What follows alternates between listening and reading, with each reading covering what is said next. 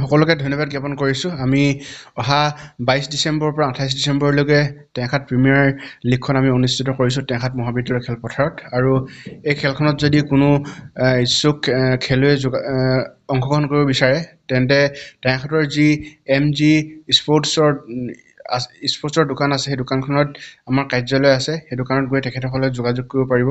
আৰু অহা 24 তাৰিখৰ পৰা 24 নৱেম্বৰৰ পৰা আমাৰ ফৰ্ম দিয়া হৈছে। গতিকে 24 তাৰিখৰ পৰা ফৰ্ম দিয়া হৈছে আৰু ফৰ্মবোৰ জমা দিয়াৰ শেষ তাৰিখ হৈছে 10 ডিচেম্বৰ।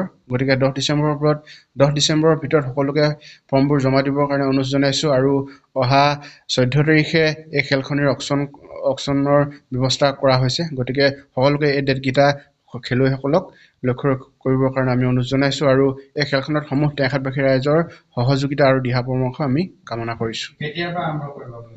22 তাৰিখৰ পৰা 22 ডিচেম্বৰ 2025 পৰা এই খেলখন আমি আৰম্ভণি কৰিম।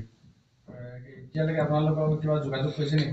আমাৰ লগত ইতিমধ্যে প্ৰায় 6টা টিমে যোগাযোগ কৰিছে। আৰু ইচ্ছুক যদি কোনোবা টিম অনাৰ আছে, তেখেতসকলে যদি আমাৰ পৰা টিম ল'ব বিচাৰিছে তেন্তে টেঙাখাতৰ যি MG স্পৰ্টছৰ দোকানখন আছে, তাত আমাৰ কাৰ্যালয় আছে।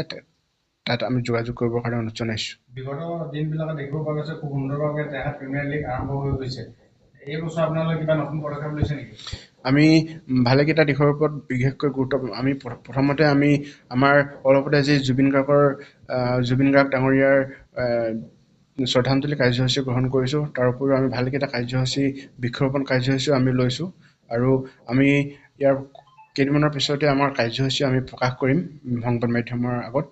কিন্তু এতিয়া এটাই কথা জনাব বিচাৰিছোঁ, খুব সুন্দৰভাৱে আমি শৃংখলাবদ্ধভাৱে খেলখন অনুষ্ঠিত কৰিবৰ কাৰণে আমি ইতিমধ্যে কথা বতৰা আলোচনা কৰা হৈছে।